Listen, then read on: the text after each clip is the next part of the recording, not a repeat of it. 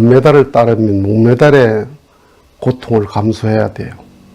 메달은 따고 싶고 고생은 하기 싫고 그런 메달이 어디 있어요? 금메달리스트가 되기 위해서 훈련받는 과정은 죽음 같은 고통이거든요. 그래서 세계 챔피언이 되는 거죠. 놀 것 다 놀고 취미생활 다 하고 제할 것 다 하고 남는 시간에 해가지고 메달 따는 메달리스트가 어디 있어요? 수많은 좌절과 고통, 그 터널을 통과해서 그런 영광을 받는 거죠. 쉽게 된 게 없어요. 작은 것은 쉽게 돼. 작은 것은 놀아가면서 취미생활 해가면서 제 할 일 다 하고 그렇게 해가 득도한 사람이 누가 있어요? 그러니까 고난의 철학을 모르면 크게 이룰 수 없습니다. 무엇이든지 어떤 것을 이룬다 하는 것은 거기에 딱 비례해서 고난은 같이 가는 거예요. 땀의 분량만큼, 눈물의 분량만큼, 피의 분량만큼, 시간의 분량만큼 그게 이루어지는 거지. 그런 거 없이 갑자기가 어디 있어요? 그건 사기꾼들의 생각이지. 그러니까 살아가면서 내 인생의 고난에 대해서 그것을 회피하고 거기에 대해서 좌절하고 거기서 꺾이는 사람은 크게 이룰 수 없습니다. 인류 역사를 복귀섭리 역사다 이렇게 말해요. 하나님의 구원섭리 역사다 이렇게 말하는데 그 구원섭리 역사가 전 과정이 고난의 역사거든요. 하나같이 고난의 역사야. 성경 역사를 보면 성경을 들이대지 않더라도 이 세상은 그런 고난의 역사로 점철된 과정이었단 말이에요. 그래서 그 고난의 남의 고난, 내가 겪은 게 아니니까 과거의 거니까 남의 고난이잖아요. 남의 고난을 철학화하고 남의 고난을 섭리화해서 그게 공부의 자료고 그게 신앙의 자료잖아요. 그걸 하나님의 섭리라고 생각한단 말이에요. 남의 것에 대해서는 공부의 자료가 되고 신앙의 자료가 되고 모세가 그렇게 했으니까 우리도 그렇게 해야 됩니다. 아브라함이 그런 고난길을 갔고 노아가 그런 고난길을 갔고 이스라엘 민족이 그렇게 갔고 예수가 그렇게 고난길을 갔으니까 우리도 고난을 이겨야 됩니다. 그걸 공부라고 생각하고 신앙으로 생각하면서 나에 대해서는 고난의 철학이 없어요. 자기 고난은 철학화하지 않아. 자기 고난은 신앙화하지 않아요. 자기 고난을 놓고서는 공부라고 생각 안 해요. 어떻게 생각해요? 개고생이라 생각하지. 재수없다 생각하고 불행하다 생각하죠. 그러니까 철학이 없는 삶이야. 철학이 있는 삶은 어떠냐 하면 좋은 것이 있으면 더 좋아질 수 있어요. 그 사람이. 나쁜 것이 있어도 더 좋아질 수 있어요. 그게 철학이 있는 삶이야. 철학이 없는 삶은 좋은 것 때문에 나빠지고 나쁜 것 때문에 더 나빠져요. 그게 철학이 없는 삶이에요. 그래서 나를 철학화해라. 내 고난을 철학화해라 이 말이에요. 고생 끝에 낙이 온다 그러잖아요.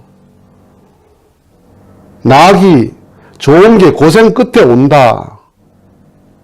그 평범히 우리가 하는 말이고 듣는 말인데 그게 진리야. 모든 자연이 다 고생 끝에 열매가 열려요. 주면 좋아하고 잘 살면 좋아하고 그건 누가 못해요. 그건 다 해요. 짐승도 먹을 것 주면 좋아해요. 안 주는데 좋아하고 감사하고 어려운데 감사할 수 있는 그게 철학이지.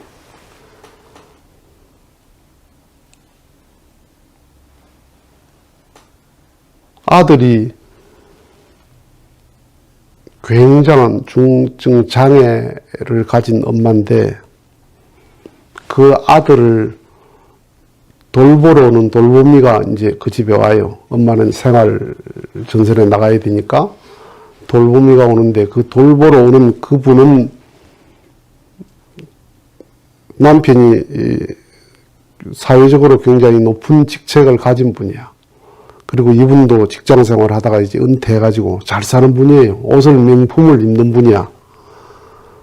그런데 그 아이를 돌보미 하는 이 사회 활동하는 보람으로 하는 거예요. 그러면 돌보미 아줌마하고 이 아이를 가진 엄마하고 객관적으로 놓고 보면 이 아이 엄마가 굉장히 불행한 환경이죠. 그렇잖아요.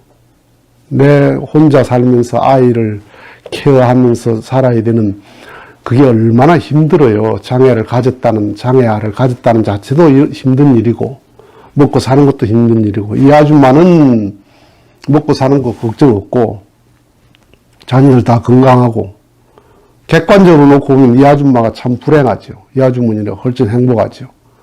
그런데 이 아주머니가 이 아주머니를 보고 너무너무 부러워하는 거야. 왜? 굉장히 어려워해야 될 건데 맨날 희죽희죽 웃고 다니거든? 항상 웃고, 항상 밝아. 자기보다 더 밝아. 어떻게 그럴 수 있나? 객관적으로 놓고 보면 이분을 부러워해야 돼요. 물론 부러워해요. 그 가정에 대해서. 참 저렇게 걱정 없이 사는 게 부럽다 그러는데 이분을 더 부러워하는 거예요.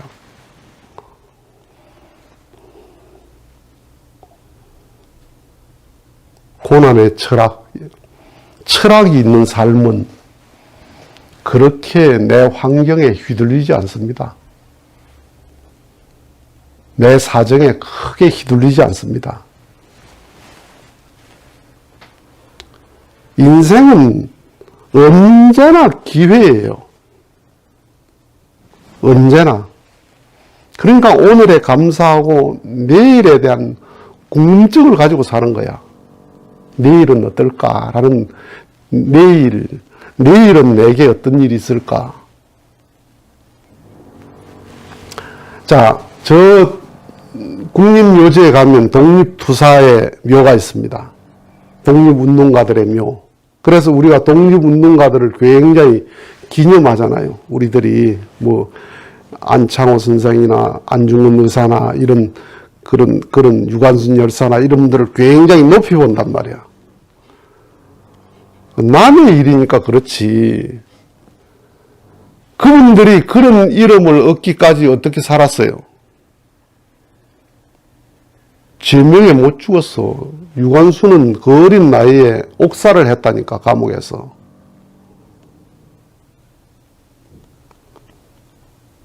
독립운동은 그때가 기회였어요.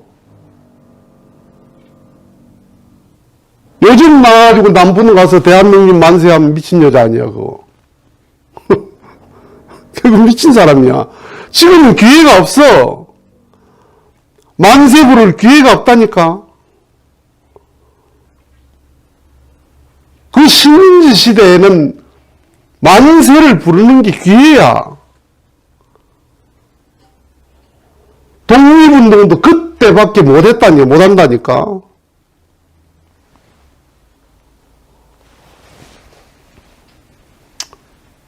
효도가 귀해지. 부모가 살아계실 때 효도하는 거지. 돌아가셔서 묘 잘 꾸미는 게 효도입니까? 그 성경 관리하는 게 효도요? 모든 게 지금 내가 사는 게 기회야. 내가 남을 도울 수 있는 기회, 대접할 수 있는 기회, 그를 사랑할 수 있는 기회, 그를 용서할 수 있는 기회, 인생 자체가 전부 기회예요. 왜? 오늘은 다시는 안 오니까.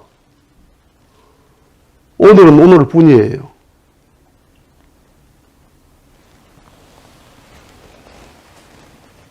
그러니까 호의호식하고 부귀영화를 누린 사람이 성인이 있나, 이게. 성인 중에. 그런 성자가 없어. 그러니까 고난이 기회였다 이 말이에요. 예수 십자가가 기회예요. 예수 제자들이 순교가 기회였다니까. 대한민국에서 지금 순교할 기회가 있습니까? 없어요.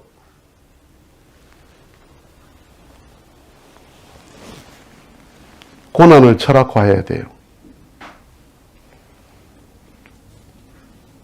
남의 고난을 공부할 게 아니고, 남의 고난을 신앙할 게 아니고,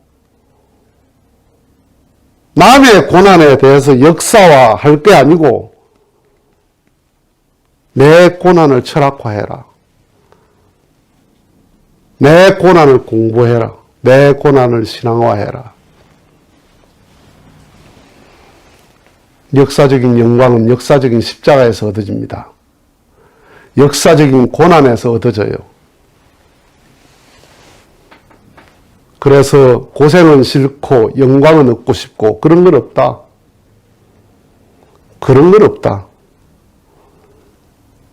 영광이 큰 만큼 비례해서 고난도 크다. 그래서 영광에 취하지 말고 고난을 철학화해라. 내게 닥쳐온 고난, 그것을 철학화해서 그것을 가치시하고 그것을 역사화해서 슬기롭게 넘어가는 것이 그게 신앙이고 그게 인생이다 하는 겁니다. 마치겠습니다.